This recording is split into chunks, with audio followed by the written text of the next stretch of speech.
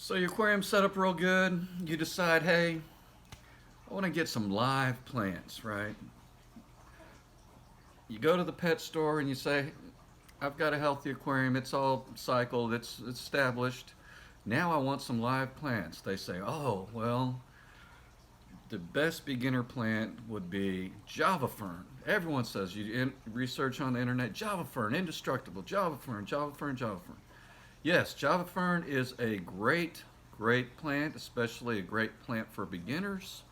But there are some things that you need to know to take care of Java Fern. First thing you need to know is that it is a low light to mid light plant. You don't need high light. You don't need CO2. But you do need to take care of it. And let me show you some of the things that happen when you don't take care of it. Number one is, well, a couple of things. Let me show you. All right, so a couple of things to show you on the Java Fern that I've been neglecting is that leaves start turning brown, okay? Brown or black tips on the Java Fern, okay? Now these stringy things that come off of the black spots, that's perfectly fine. That's just the Java Fern creating new plants from the tips, and that's fine, absolutely perfect. That's not a big deal. Little pinholes in the Java Fern. Let's see here, where can we see a good example of the pinholes? Right here, little pinholes in the Java Fern, right there. This one, not too bad. Little black spots on the Java Fern. The black dots, if they look like little pods on the back, that's okay, but these are not okay. These are not okay. Little spots, little dots that turn black around them. The leaves turn yellow. Let's see here. Where's another good example? Light colored leaves. I mean, that's not too bad. There's a good one right there. There's a good one right there. Little holes in the Java Fern. Now you got to remember, Java Fern is a plant. It does need a little bit of care to it in order to thrive. Now those light leaves in the back are new. They're starting to come out. I need to attach the Java Fern to something. But some of these, like the leaves turning yellow, I don't have that going on too much. I've got the dots. I've got the leaves actually. Here's a good example right here. The leaves are turning brown and starting to look like they're just rusting off maybe. I don't know if that's a good word, but they look like they're being just decaying away, perhaps. So one thing to know about Java Fern is that, and Anubias, by the way, same thing, is that it needs potassium. Okay, you say, well, I I I, I treat my tank, I fertilize my tank with a regular fertilizer, right? Sure you do. That's like us taking a multivitamin and say, hey man, I take vitamins, I'm good. But then you go to the doctor and you say, and he says, oh, your skin is yellow. You got this, and you need this specific vitamin B. You're not getting enough sun or something. But that's a bad example. I'm not a doctor or anything, but that particular example is the same kind of thing with Java Fern. Java Fern needs potassium to grow. What I've shown you here is a classic example of a potassium deficiency. So you're like, well, that should be taken care of. And I'm not picking on Flourish. I'm not picking on any type of fertilizer, but this is the fertilizer that I normally dose with.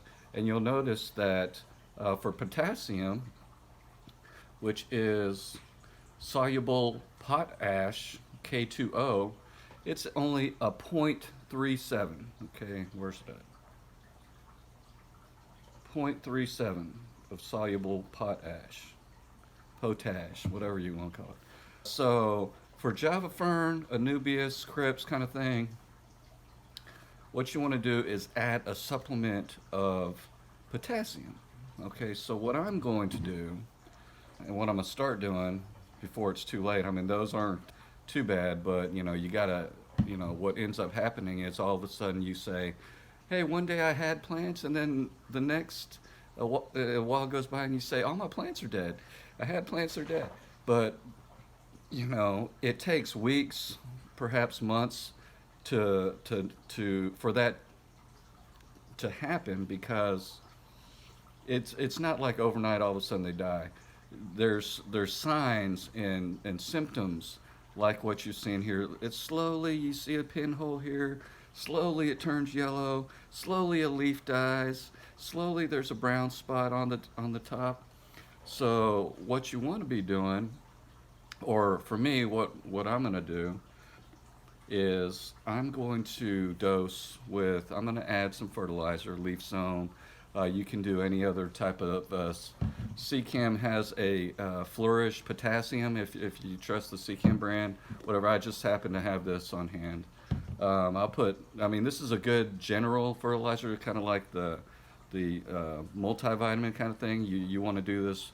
It says here once or twice a week, one capful for 60 gallons. So I do about milliliter. I've got a little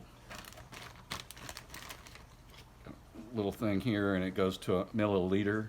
So it's about right there. So I do that once or twice a week if I can remember. But now I'm going to start having to do the leaf zone. And remember what I told you about this potassium on the Flourish. It has 0.37%. That's 0.37. So that's about a third of a percent, right? A little bit more, but we'll say a third. But this leaf zone, all it has is two ingredients: soluble potash, which is the potassium. Okay, that's 3%. So that's like what, 100 times more than this? Is that right? Do the math, maybe. But this is a specialized fertilizer for that specialized plant that we need to take care of. So plants need light. Low light is fine for Java Fern. Plants need water. We got that taken care of in aquarium. And plants need food, right? Even though everyone says, hey, and you might not have this problem.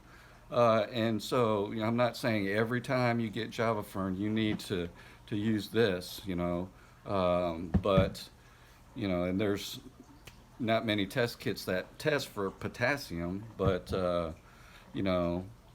I'm sure if you want to get, geeky with it, you can find one, but I'm not. I'm just going to pour some in there, and I will show you guys as the weeks progress the results that I will get. And you guys saw the holes and stuff. You guys know what it looks like.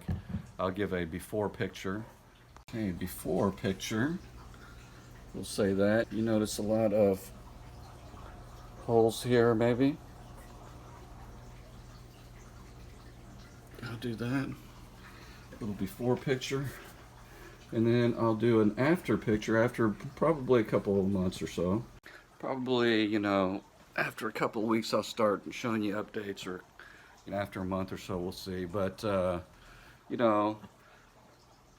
Java Fern, Anubias, if you see the Anubias, the leaves look like they're being eaten off, but there's no way that any fish can be eating them.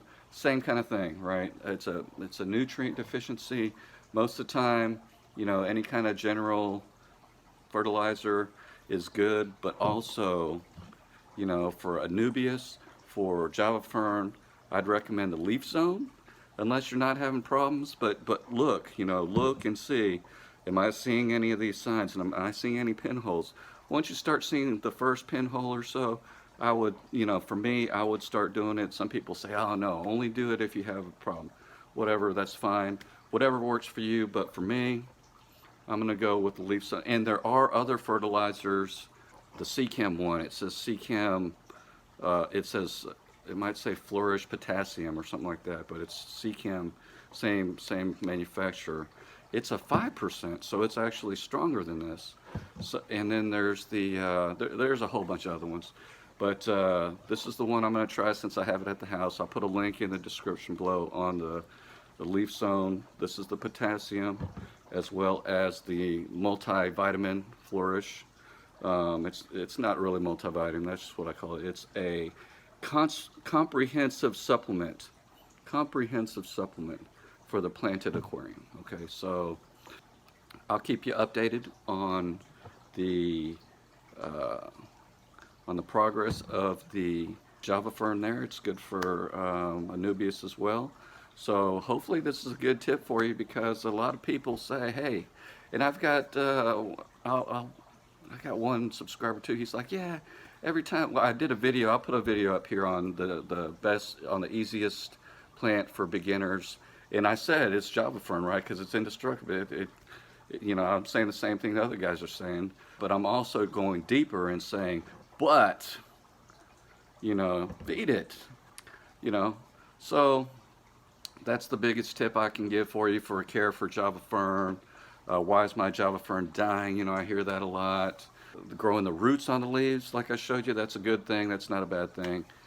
Black tips, black spots, unless the black spots start having those roots coming out, that's fine.